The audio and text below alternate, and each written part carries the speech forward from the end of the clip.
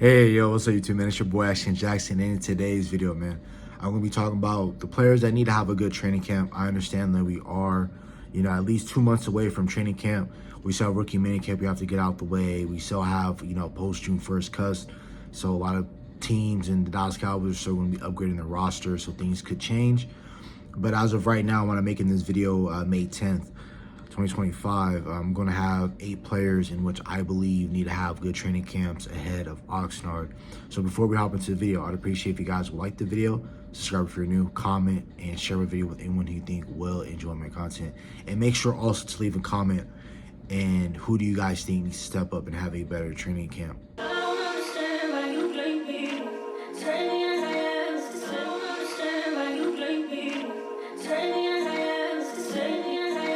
I have 8 players on just 8 topics I'm going to discuss. The number 1 player that I'm going to be talking about is our one technique, Mazi Smith, in which we drafted in 2023. As most of you guys know, right? Basically, the backdrop and the backstory of Mazi Smith. Mazi Smith was drafted out of Michigan, and Will McClay and Dan Quinn stood on the table. Mainly, Will McClay did for Dan Quinn to get a guy like Mazi Smith in the building.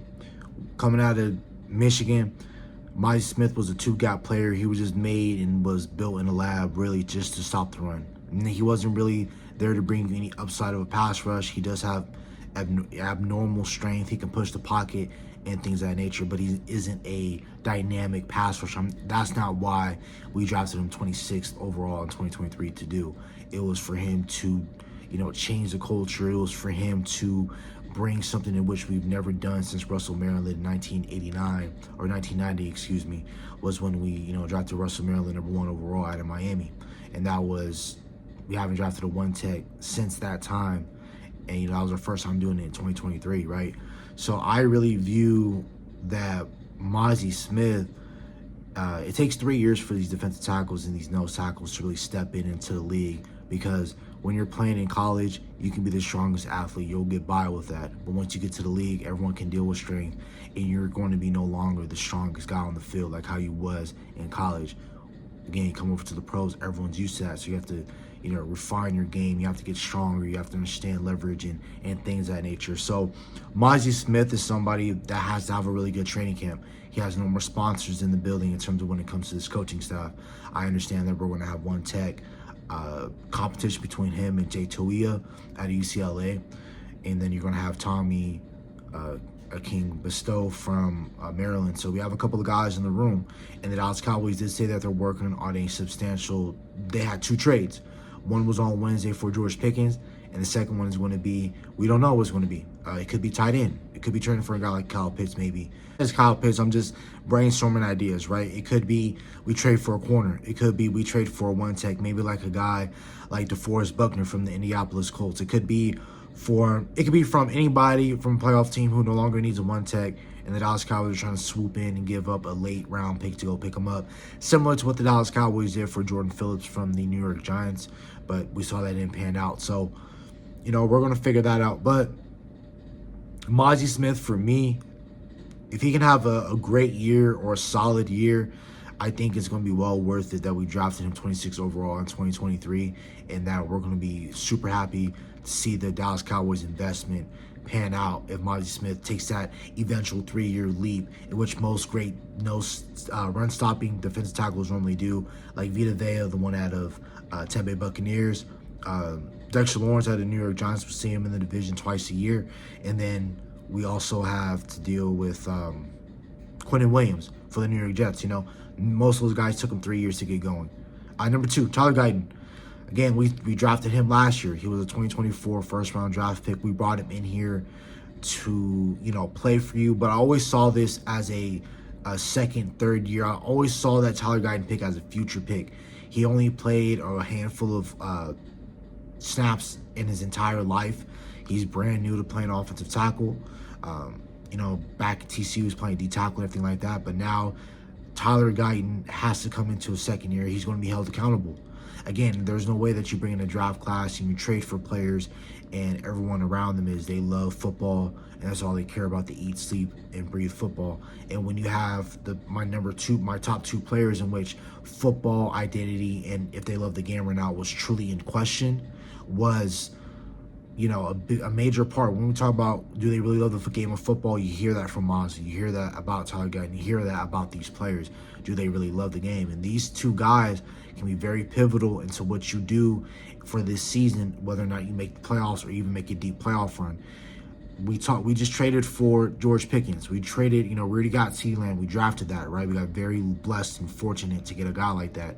So, we have a couple of offensive weaponry on our team. If we do drop back to pass 35, 40 times, maybe max, right, when we want to throw the ball, Tyler Guyton has to hold up his end of the bargain. He has to keep in front of, you got to think about it, Kayvon Thibodeau, Brian Burns, Josh Sweat, which isn't going to be there, but we do play the Arizona Cardinals, which that's where Josh Sweat is going to be. But you got to deal with Nolan Smith. You got to deal with the edge rushers in which that the Philadelphia Eagles have. They got to steal in the 7th round with Antoine Power Ryland at Tech. So you have a lot of competition in this division that you have to deal with at the edge spot, and then you play the Kansas City Chiefs, George Karlaftis, and there's going to be a time where you're going to have to go up against Chris Jones. I've seen so many times in the Super Bowl where they'll shift the entire defensive line to one side and have on the opposite end by himself about 2 gaps empty, or it's just Chris Jones to work with on one half of the offensive line. So there's going to be a chance, and there's going to be a time when we play Kansas City, and they're going to stack one side of the offensive line with defensive linemen, and then one-on-one they're going to leave Chris Jones with Tyler Guyton. Can Tyler Guyton win his matchup? We play Max Crosby. We play a lot of top-tier defensive ends. Can Tyler Guyton hold up, and can he be mentally mature from when he was last year? And he didn't know the difference between playing hurt and playing injured. Everyone in the NFL is dealing with something, so that's playing hurt. But injuries are bone spurs, MCL sprains, thumb bruises, bone bruises, things like that, right? So you got to learn. These pros and these younger players have to understand the difference between playing hurt and playing injured. My number 3 player, it goes right into the George Pickens and the Tyler Guyton discussion. I think that the tight end room needs to have a really good camp, and my number 1 will have to be Jake Ferguson. I think if Jake Ferguson can get back to what he was in 2023 when he was a Pro Bowler, and he had a hell of a year, but I just can't believe he only had 761 yards, and he had 5 touchdowns that year. And you got to think about it, that was still a piss poor type of offense. Like, our offense wasn't nuanced as what we think it's going to be with Clayton Adams and Brian Schottenheimer, right? So, we have a lot that we need to work on. But I remember when Amari Cooper was here, and I remember how the tight ends would speak, mainly Dalton Schultz, because he was the starter in that room. And I would remember how he said when Amari Cooper was here, Amari Cooper will open so much for the offense. And I think George Pickens is going to do just that with his 6'3" frame, him being able to jump up and make every single contested catch, and any single time that the ball is in the air, that's his. I truly believe that if Jake Ferguson is healthy this year and Dak Prescott is healthy this year, and we're not running some BS type of offensive scheme, I think Jake Ferguson is going to be a really, really good player, and I think that's going to be another X factor in which that we need to have if we want to go deep into the playoffs or even make the playoffs. Again, I don't have this team as a playoff team.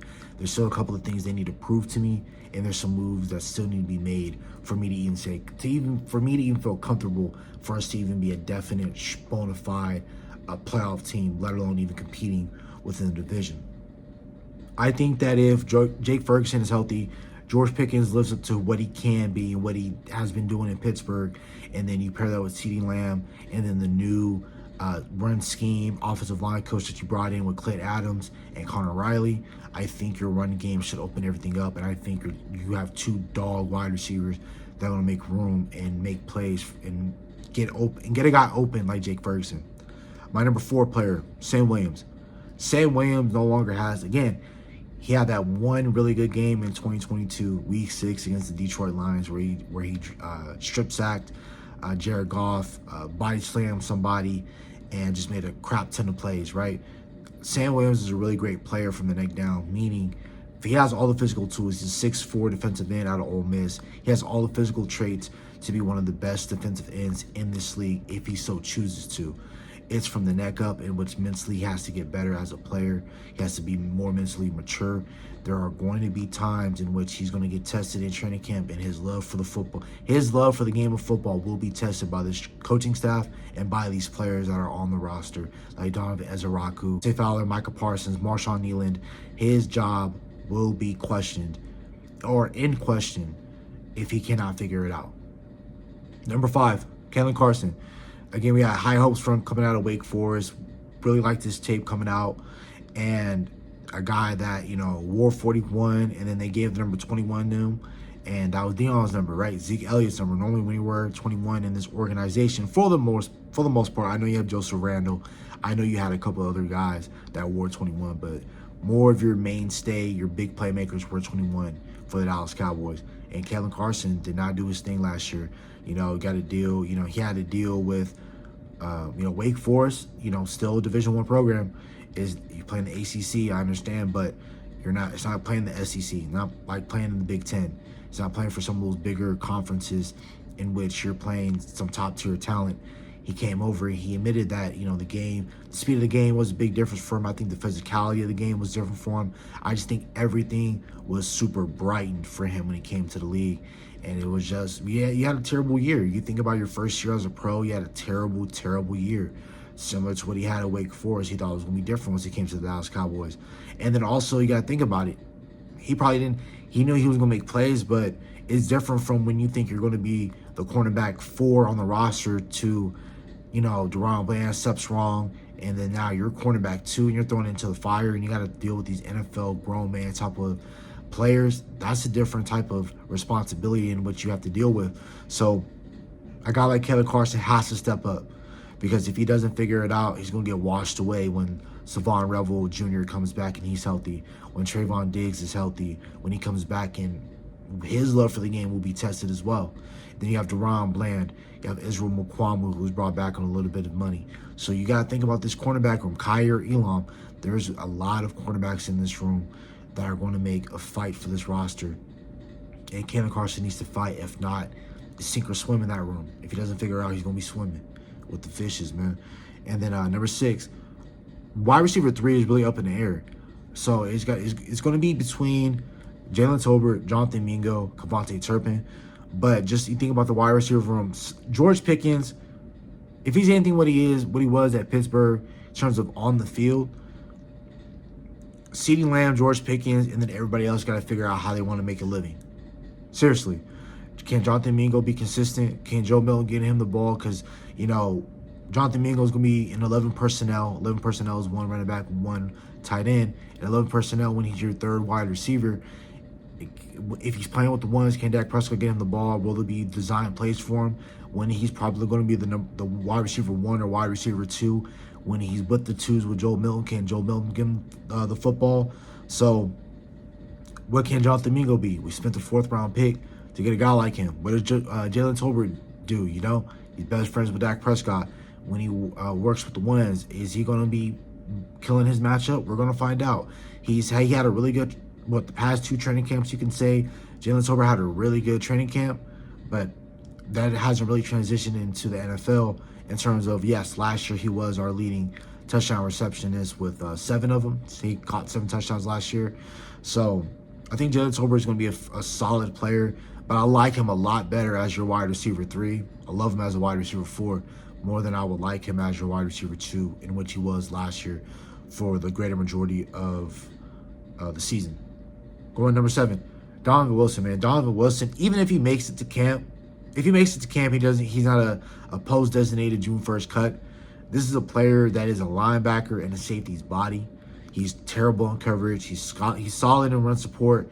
He's a solid blitzing linebacker, but we've seen so many times that San Francisco game is another alarming rate in which you put Donovan Wilson in coverage. He just is not a good coverage safety, and I think that's where Marquise Bell, Wanye Thomas has to take the reins. They have to step up and play. But I really think that Donovan Wilson needs to have a solid camp, because if he doesn't, he's going to get cut off the team. And then what use for you are you as a safety if you're just great moving forward when you need safeties to move laterally, need them to move backwards, turn their hips, everything like that, right? So you need a guy like Donovan Wilson to be at his best for the Dallas Cowboys if you want to make this defense just a little bit better on the back end. Last but not least, Maris Lufau. For me, he's have a really good camp. Again, we're anointing that Jack Sanborn is going to be green dot guy because he was the former middle linebacker for Matt Eberflus. But if you're Maris Lufau, you had a hell of a year. And, last year in terms of the back end of your career, you had a better outing as a rookie. And, you lost your sponsor in Mike Zimmer. He's no longer here. You got to figure out a way to get on this roster. I think he will play.